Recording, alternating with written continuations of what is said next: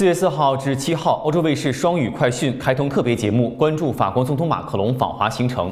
欧洲卫视首席特派记者陈晨进行全程跟踪报道。Du 4 au 7 avril, un numéro spécial est consacré à la visite en Chine du président français, avec notre envoyé spécial Sylvie Chen。正如欧洲卫视首席特派记者陈晨所解释的那样，马克龙总统与包括空客、法国电力公司和威利亚在内的50多位法国公司主管一起来到中国，重点关注能源转型。这是巴黎认为必须与北京取得进展的全球挑战之一。Ainsi que nous l'explique Sylvie Chen, notre envoyé spécial, le président Macron est venu en Chine avec une cinquantaine de patrons d'entreprises françaises, dont ceux d'Airbus, EDF ou encore Veolia, avec un accent mis sur les transitions énergétiques, un des défis planétaires sur lesquels Paris juge indispensable d'avancer avec son partenaire chinois。根据欧洲卫视在巴黎时间4月6号下午4点30分得到的消息，总共签署了26份合同，已经签署了9个关于低碳化能源和可持续交通的双边合同。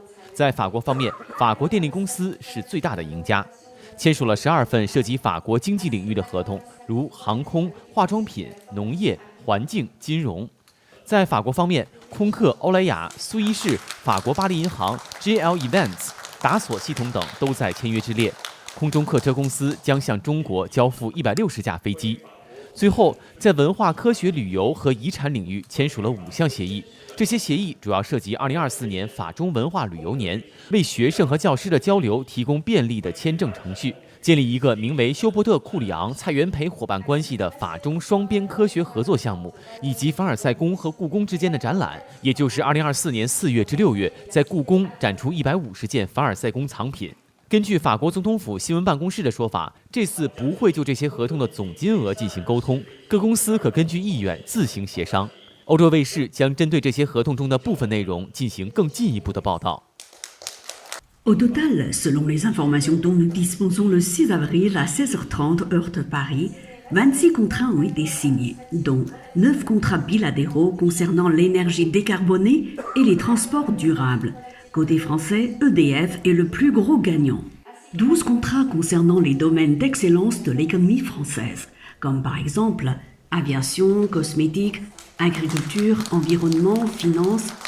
Côté français, Airbus, L'Oréal, Suez, BNP Paribas, GL Events, Dassault Systèmes figurent parmi les signataires. Airbus va livrer 160 avions à la Chine. Enfin, 5 accords sur la coopération culturelle, scientifique, touristique et patrimoniale.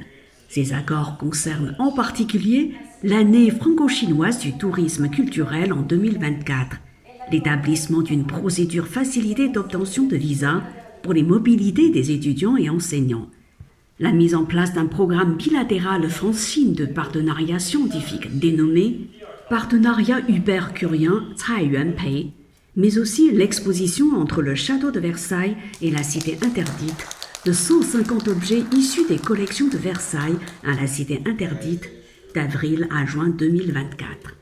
Selon le service de presse de l'Élysée, cette fois-ci, pas de communication sur le montant global des contrats. À chaque entreprise de le communiquer si elle le souhaite. Mandarin TV va réaliser des reportages et interviews sur une sélection de ces contrats.